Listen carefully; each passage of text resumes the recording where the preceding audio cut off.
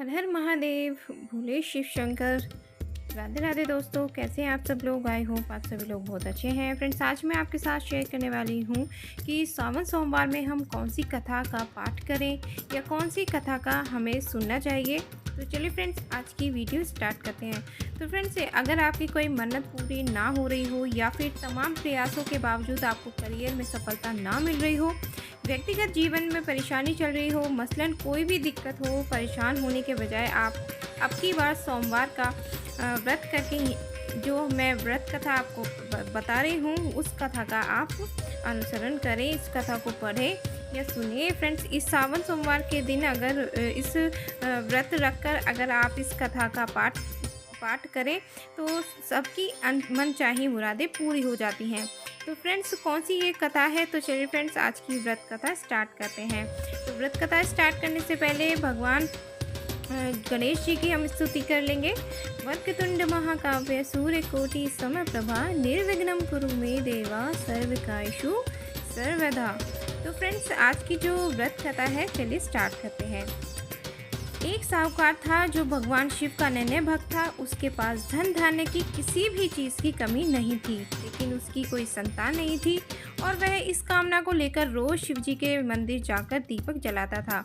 इसके इस भक्ति भाव को देखकर एक दिन माता पार्वती ने शिव जी से कहा कि प्रभु, यह साहूकार आपका नन्हे भक्त है और इसको किसी प्रकार का यदि कष्ट है तो आपको उसे अवश्य दूर करना चाहिए। शिव जी बोले कि हे पार्वती, इस साहूकार के पास पुत्र नहीं है। इसी चिंता में यह दिन रात लगा रहता है और इसी चिंता में यह दुखी रहता है। माता पार्वती कहती हैं कि हे ईश्वर, कृपा करके इसे पुत्र का वरदान दीजिए। तब भोलेनाथ ने कहा कि हे पार्वती, साहूकार के भाग्य में पुत्र का योग नहीं है। ऐसे में अगर इसे पुत्र की प्राप्ति का वरदान भी मिल गया तो वह केवल 12 वर्ष तक की आयु ही जीवित रहेगा। 12 वर्ष पश्चात वह मृत्यु को प्राप्त हो जाएगा। यह सुनने के बाद भी माता पार्वती ने कहा कि हे प्रभु, आपको इस साहूकार को पुत्र का वरदान देना होगा, अन्यथा भक्त क्यों आपकी सेवा पूजा करेंगे। माता के बार बार कहने से भोलेनाथ ने साहूकार को पुत्र का वरदान दिया, लेकिन यह भी कहा कि वह केवल 12 वर्ष तक ही जीवित रहेगा। साहूकार ये सारी बातें सुन रहा था, इसलिए उसे न तो खुशी हुई और न ही दुख हुआ। वह पहले जैसे ही शिवजी महाराज की भोलेनाथ की पूजा अर्चना करता रहा। उधर सेठानी गर्भवती हुई और 9वें महीने उसे सुंदर से बालक की प्राप्ति हुई। परिवार में बहुत खूब हर्षोल्लास के साथ मनाया गया, लेकिन साहूकार पहले की तरह रहा। उसने बालक की 12 वर्ष की आयु का जिक्र किसी से भी नहीं किया। जब वह बालक 11 वर्ष की आयु का हो गया तो एक दिन साहूकार की सेठानी ने बालक के विवाह के लिए कहा, तो साहूकार ने कहा कि वह बालक का अभी विवाह नहीं करेगा, वह अभी उसे काशी पढ़ने के लिए भेजेगा। इसके बाद उसने बालक के मामा जी को बुलाया और कहा कि तुम इसे काशी पढ़ाने के लिए ले जाओ और जिस स्थान पर भी रुकना वहाँ यज्ञ करते और ब्राह्मणों को भोजन कराते हुए आगे बढ़ना। उन्होंने भी इसी प्रकार करते हुए जा रहे थे कि रास्ते में एक राजकुमारी का विवाह था। जिससे उसका विवाह होना था वह एक आंख से काना था। तो उसके पिता ने जब अति सुंदर साहूकार के बेटे को देखा तो उसके मन में विचार आया कि क्यों ना इसी ही घोड़ी पर बिठाकर शादी के सारे कार्य संपन्न करा लिया जाए। तो उसने अपने मामा से बात की। उन्होंने उसके मामा से बात की और कहा कि उसके बदले में वह अथाह धन देंगे, तो वह भी राजी हो गए। उसके बाद साहूकार का बेटा विवाह की वेदी पर बैठा और जब विवाह कार्य संपन्न हो गया तो उसने जाने से पहले उस राजकुमार की चुंदरी के पल्ले पर लिखा कि तेरा विवाह तो मेरे साथ हुआ है, लेकिन जिस राजकुमार के साथ तुमको भेजेंगे वे एक आंख से काना है। इसके बाद वह अपने मामा के साथ काशी के लिए चला गया। उधर जब राजकुमारी ने अपनी चुंदरी पर ऐसा लिखा हुआ पाया तो उसने राजकुमार के साथ जाने से मना कर दिया। तो राजा ने भी अपनी पुत्री को बारात के साथ विदा नहीं किया। बारात वापस लौट गई। उधर मामा और भांजे काशी पहुंच गए।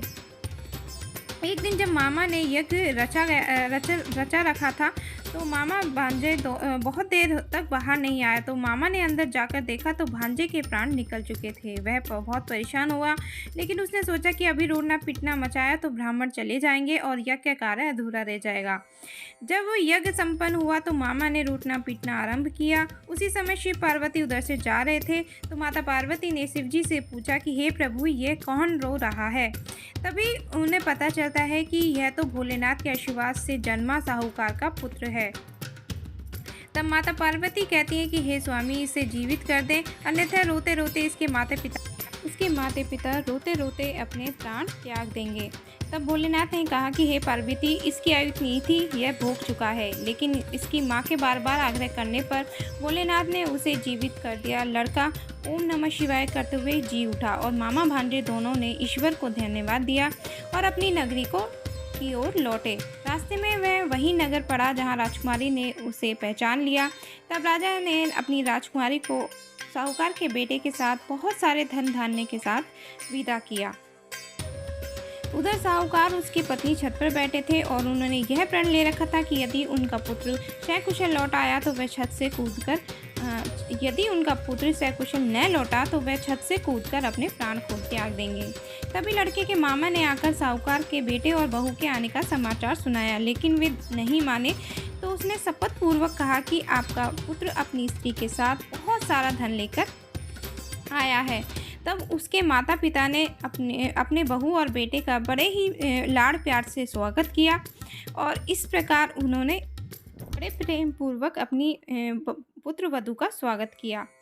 तभी उसी रात साहूकार को स्वप्न में शिवजी ने दर्शन दिए और कहा कि तुम्हारे पूजन से मैं प्रसन्न हुआ। इसी प्रकार जो व्यक्ति इस कथा को पढ़ेगा या सुनेगा, उनके समस्त दुख दूर हो जाएंगे और मनोवांछित सभी मनोकामनाएं पूर्ति होगी।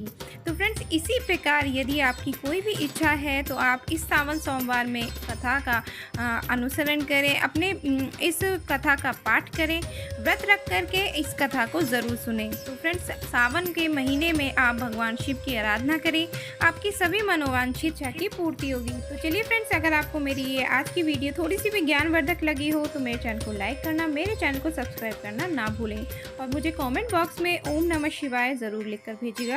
तो चलिए फ्रेंड्स, मिलते हैं अपनी एक और नई वीडियो के साथ। तब तक के लिए हर हर महादेव, राधे राधे।